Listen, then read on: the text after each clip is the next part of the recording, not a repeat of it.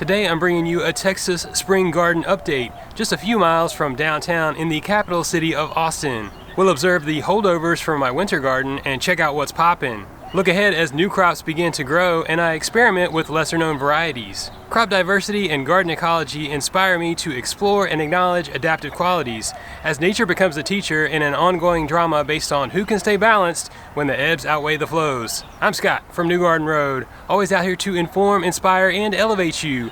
Encouraging biodiversity and restoring habitat is my mission, one garden at a time. So here I am parked next to the fava beans. These have honestly been one of my favorite crops to grow over the last several seasons. I'm learning more and more about them every time I grow them, but it just points to some of our capacity to grow through the fall, winter months, and emerge into spring here in our Central Texas garden with an abundance of growth and food. There are often bumps along the way. When we get those Arctic cold fronts, we have to take some action. And even though, fava beans are renowned for their cold hardiness, they're one of the few beans that you can grow in the winter here in southern regions. I do protect them, particularly when they're young. So I could go on and on about these fava beans, and I will in another video, but I want to give you a synopsis of what has been growing through the winter and where we're at this point in the season. So with respect to kale and other brassicas, I'm talking about broccoli, even collard greens, Asian greens. I grow a wide variety of those through that season.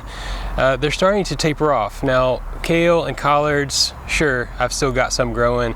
I plant out so many that I just keep them through the spring until such point that I need to reclaim the bed space, or sometimes we get an insect called the harlequin bug, and once that one comes along, you don't really want to try to continue to grow your brassicas because they just reproduce so rapidly and it's just not good. So you move on to other crops, which is what you do in the garden, which points to how it can be kind of bittersweet here growing into the spring, because a lot of these elements, a lot of these varieties are looking so good and doing so much and they're peaking, right? But we're rapidly warming and we're going from 50, 60s to 85. And that starts to put some pressure on these plants, let alone the daytime hours, the day length getting longer. It will trigger them to bolt and they'll shoot up and make flowers, and at that point they really don't taste good because they're doing something different. They've done their thing and now they're producing seed. So right now what I really have is a bunch of kale plants, several varieties, a couple I got locally grown in South Austin from Chlorophyll ATX. If you're not familiar with their growing operation, they do some sales from home on the weekends selectively. You should check those out because really healthy plants. I think it was winter boar, maybe a red boar, but I planted those in the fall and they've been going like crazy. Also, I have some that I started from seed, a Siberian kale, which is just a huge kale plant. Normally I space them 12 inches apart, 1 per square foot, but this one, it really needs like 3 square feet. It's like a squash plant, it's just huge. So that, along with the rainbow dino, that's what I call it. It's a rainbow lacinato dinosaur. That's probably my favorite kale of all time, just because of the variety that you get in the color and the texture. It's consistently solid in growing here through the winter. I also have some dazzling blue. I'm pushing late into the season with these, but I've got some new varieties that I'm trying. In terms of collards, the Utopian Ultra Cross collard, a very special and unique story behind this one. You should look it up if you get the chance. Just check out Utopian Ultra Cross collards or Utopian Seed Project. And another kale variety with a lot of diversity in its genetics called Wild Dreams. I think I found this one through Ujamaa Seed Company, which is another really good seed company, and we'll see how they do into the season. These were planted in late January from seed and trays, and I just wanted to see what could be possible. Typically we start to get warm and it makes it really difficult to get things to grow well. Also the fact that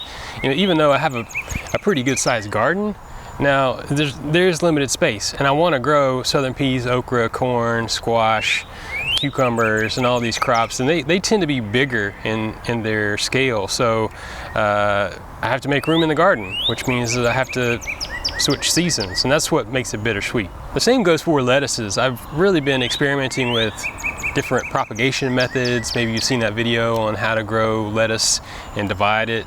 That's been really successful for me, and I get them in November, December, so they peak in January, and they should. One thing that I think is easy to kind of miss is these crops that mature quickly, like lettuce and radishes and some of the Asian greens, generally 30 to 45 days. When it gets to 30, 45 days, they're ready to harvest. You shouldn't let them sit there forever because they really will decline rapidly. That's unique from things like kale and broccoli, collards. So you have to get to know these crops. Nonetheless, the lettuce in the first planting, they kind of bolted all at once, unfortunately. I got a lot of food out of them, however, and I don't feel like I waste food because I recycle the nutrients via compost, but also in a way these are cover crops because having living roots in the soil continually is important to the soil food web biology. So I alluded to radishes and other root crops. I've been harvesting my winter radishes here recently, purple daikon, some black Spanish, some watermelon radish, those have all come out. I've got a few white icicle spring radish still to harvest, but that's about it. You know, kind of clearing out of those that mature quickly and are just not really liking the temperature variations as well. So on to some of the winter holdovers that are a bit easier to bring into the spring season. The first one that I want to highlight for you is the garlic and bulbing onions that I've got growing here. This is an entire raised bed full of these crops. I've got it split in half. So how this went down was in October, that's when you plant your garlic and you plant individual cloves. I intentionally set the garlic on the north side of the bed, so I would have the southern planting zone free and ready for the onions once I got those. I planted these onions in January. That's when the onion sets come in to the nurseries, and it's much easier, in my opinion, to grow them from onion sets than from seed. So a benefit of planting these two crops together, they're both in the allium family. They have similar growing needs in terms of their maintenance and nutrient requirements, but also they're both going to be ready for harvest and curing about the same time, which is generally in the month of May. And at that point, I'll get a whole raised bed opened up and free to plant other crops. Now I want to look at my planting of carrots. Now you might not think that these are going to grow well once temperatures start to warm up, but they can do remarkably well, unlike other root crops such as the radishes, which really don't last that long. Carrots will hold over pretty well. You give them a little bit of care, some shade, and you can be harvesting them in an ongoing fashion. All of these carrots were planted from seed in early November, so they came through the winter just fine. Now they're sizing up and maturing. It does take remarkably long for the carrots to size up, but in the end, it's important to know that you will get carrots of various size. Unlike market-grown carrots, which are graded in the field and brought to market, you see a lot of uniform shape and size to them. When you grow carrots at home, there'll be different shapes and sizes and all kind of other goofy stuff. Occasionally, these fall planted carrots will bolt. You'll get a few. When you're growing several hundred like this, I mean, it's probably around 800 carrots growing in there. You're bound to get some that are just going to jump and try to flower. But for the most part, I can reliably harvest these carrots through the month of June.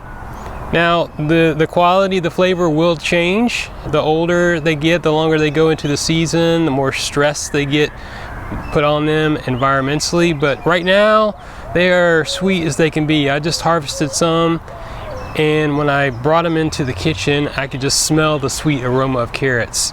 That will be a little bit less prominent when we get later into the spring. However, these are easy to grow. You just have to take the time to set up the bed, grow them, get them established, and then let them size up. I know I gave you a prelude on these fava beans. These were planted in early November as well. Fava beans, generally in the month of October, you start those seeds. They take several months before they're mature, and you want them to start flowering and setting their beans when temperatures are mild. One thing that you'll notice about them is that I've got a system that's supporting them. They're staked, because when they start to get tall, and they can get 5 or 6 feet tall, this variety can, they are more predisposed to falling over, breaking. When they get those pods setting up on there, it's pretty heavy. And then, we get some strong winds here in Central Texas. They can blow right over. Furthermore, by staking them in this fashion, you can see on that one side I've got a whole row that I can plant some new crops. So I'm going to go in there with some new crops pretty soon. I'm actually going to put in a late planting of strawberries. They'll be a little bit shaded on the west side from the fava beans, at least through May or something like that. And you know, we'll see how we turn out. There's always an experiment going on in my garden, and a lot of times it's because I just haven't got things planted when I intended to. But gardening can be forgiving like that, and either way, if you lose, you learn. But one thing I will say about these fava beans is just about every time I come out here and look at them, I'm finding a new insect, some other form of life. Good bugs, bad bugs, all that. Even the hummingbird moth out here at dusk and dawn, really beautiful. So I feel like they are a must grow in my garden. If you haven't given them a shot, you should. They're a food crop, they're a cover crop, and they attract biodiversity. I was looking forward to talking with you about all the herbs that I've been growing in my garden since the fall. Some of these are perennial, like I've got oregano, sage, thyme, rosemary, and those grow year round. They can take it. But there's some others that you grow in the cool season, like parsley, dill, and fennel. Yeah, now herbs, in my opinion, generally easy to grow. Having a fresh herb in your kitchen is remarkably uplifting. You just feel like you've done something enormous, in my opinion. Just that fresh aroma, the nutrition that you can get with them, and also the fact that they'll start flowering at some point. The fennel is a great one. You get an array of flowers on there, attracts butterflies. It's also a great host plant, you know, host plant for butterflies. So you get a little bit of food, you get some flowers for nature, and then you can grow some beautiful butterflies. Also, the Mediterranean herbs, they're flowering. You get a variety of flowers and shapes and sizes, creating a food source, a habitat for a variety of life, insect life, good and bad. We get a balance in there. So the benefit in growing herbs through the winter and spring shouldn't be underestimated, in my opinion, because there are some that you can get established and they're really hardy. They can take a really hard freeze, no problem.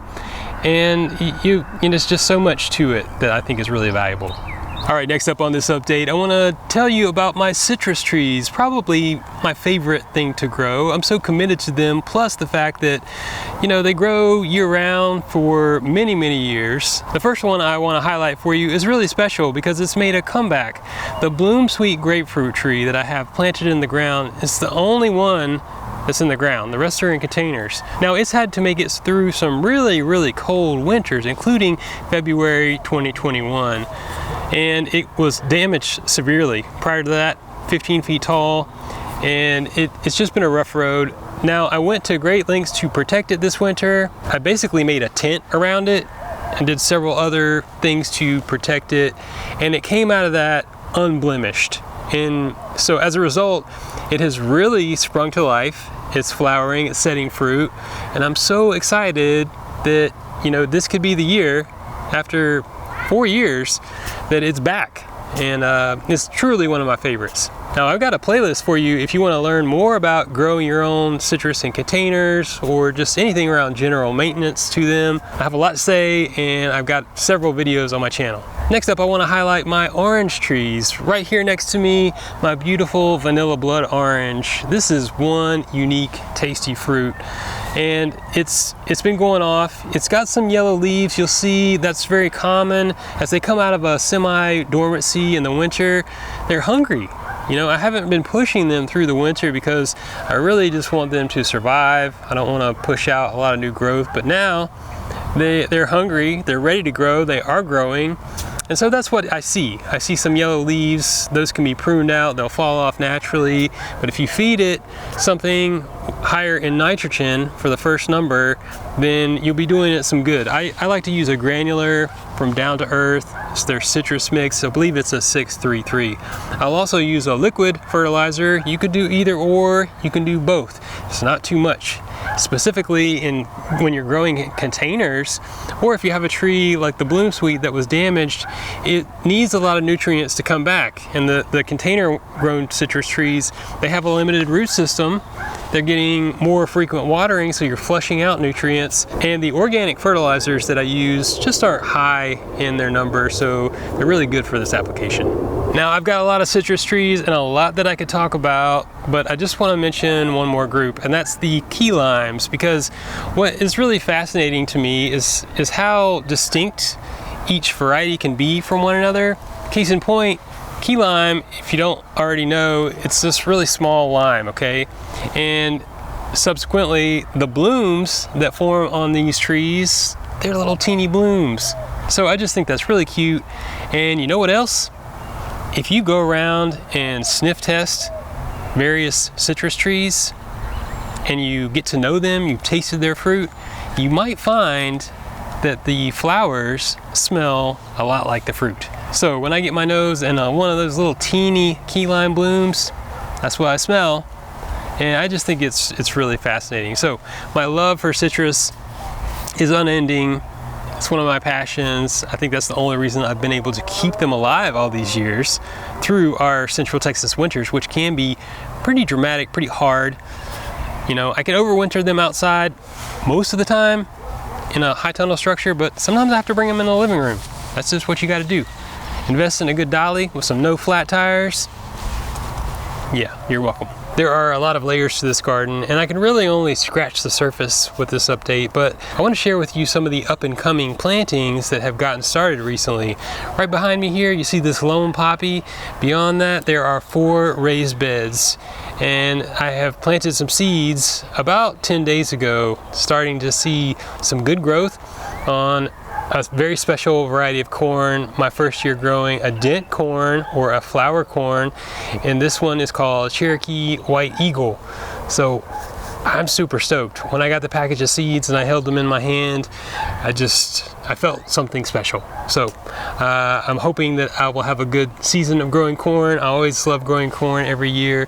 It gets tall, it's got an ambiance, it's got a sound, and it's food. And there are southern peas. I've got a new variety growing this year called Papago. It's a black and white southern pea, kind of small. I don't know if it's a crowder pea or not, but it looks really unique. And I'm getting those sprouted. They're starting to put on their first set of leaves. So they got a long way to go, but roughly, 70 days or so, I should be harvesting some southern peas. One of my favorite foods. You can let them dry on the plant and you will have food coming around to the winter. So likewise, you can harvest them fresh, cook them up, and they are so good. Keep it simple with some sauteed greens and some cornbread, and you're fed. Now right next to those, very special, digging into crop diversity here, growing 7 different varieties of cucumber melons. Now I'm not talking about the little teeny cucamelons, I'm talking about full-on cucumber melons. I realize that's causing some confusion if you're not familiar with them, but essentially they are melons that are harvested at an immature state. And they've been cultivated for centuries around the world, in southern Italy, India, Turkey. Yeah, so the benefit of growing these is that they don't turn bitter in the heat, so they're better able to withstand some of the intense environmental stress that we get in our growing region. Along with that, you can just imagine with genetic diversity, you get a pool that you could potentially draw from, select, and cultivate, save seeds over time, and come up with a variety that's better suited to growing here in our climate, as well as the microclimate of my garden. Now I have a lot more to say about cucumber melons, but I also want you to be aware that I got my seeds from a very special place, cucumbershop.com. I've got a friend over there named Jay. He will tell you all about it. He's got numerous varieties to choose from, and it's really a good opportunity for you to try something new. Now, what do they taste like? They taste like cucumbers. You gotta learn how to pick them at the right time, but you're gonna be happy with them. I felt like they were extra crispy, which I really appreciated. I grew 4 varieties last year and I love them. I couldn't wait to grow more. So I'm trying some new ones this year. And I've also got a couple of the Suyo Long, which is an heirloom Chinese cucumber. I've always loved those. I can't stop growing those just because I like the diversity in foods, as well as the crop diversity. So if you're going to be eating cucumbers for several months, why not have numerous ones to choose from? So I've got a bed dedicated to strictly cucumbers. And the 4th raised bed that I did direct seeding in this last week has melons. Now, watermelons, 2 varieties, the Alibaba, the Orange Glow, and then a true cantaloupe, the Nord de Carmes. It's my best pronunciation. And then there's another Italian cantaloupe. It's actually a muskmelon. Nonetheless, it's I'm just going to refer to it as ortolani because it's got quite a long, beautiful name. But I love this one. It's super sweet. Has been really productive for me. So 2 varieties of cantaloupes, 2 varieties of watermelons, and we're off to the races. You know, mid to late March, and we're talking maybe 90 days for some of these watermelons. So I think we've got a good opportunity to grow some food into the month of June before those temperatures and the drought sets in, which is likely to occur. Let's face it, this is what we're hearing. But that's what's next, and I also have a few other things that I want to show you right around the corner. Okay, going along with the next generation of plants, I wanted to show you my seed starting pallet table. I've just got this pallet simply set on some blocks here, and I do have some hoops over it because, you know, a couple of nights we've gotten under 50.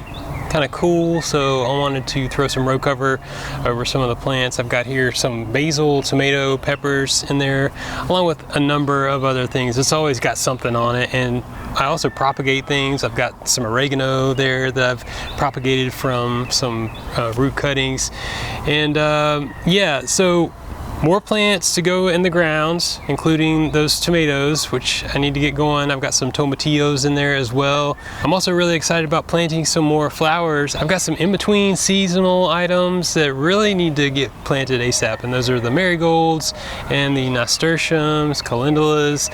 You know, some of those don't really like it too cold, and they certainly don't like it real hot. So you put them in now, they can do their thing. And I will be honest, I'm late on some of these plantings as it goes. I work outside of this garden, outside of YouTube content, so you know, I do the best I can. But a lot of this mainly is grown from seed, so, and I'll get some of it in, and it'll grow for me, so that's cool. I just wanted to show it to you. You got to create your own system in the garden, and this is one that I've done in lieu of an indoor seed starting setup. I don't have that. I don't have the space or the lights and all that stuff, but you can do it outside on a table like this. That's what I've done. Now, I'm really excited about what is behind this table, and that is some grow bags where I've got a few varieties of potatoes going. Yeah. I got the Austrian fingerling, the Adirondack red, Adirondack blue, one called Purple Sun, aka Peter Wilcox. There's one more called Purple Beauty and Yukon Gold. Now, all of these were saved from my fall planting of potatoes, which I also did in grow bags. That's how I've relegated to growing them. I think it works really well. They are breathable. You don't get waterlogged soil, which is honestly the breaking point for getting them started late summer. You don't want them hot and wet. And likewise, going through the season as they begin to develop, you want to make sure that the soil is free draining and there's lots of good air circulation. So this works for me. It also enables me to try a lot of different varieties. But the thing that I wanted to mention, because these were grown from my fall planting, that means that I saved them. So some of them I did bring inside, and then I ate some, and what I didn't eat I planted. But I also experimented with storing some in my shed and some potting soil in a dark place, and those seem to come through just fine. So in my experience, growing potatoes is fairly approachable. It does have its challenges, but if you try it in grow bags, you can grow some good food. And these are some delicious potatoes. So unless I want to try new varieties, I'm not buying seed potatoes.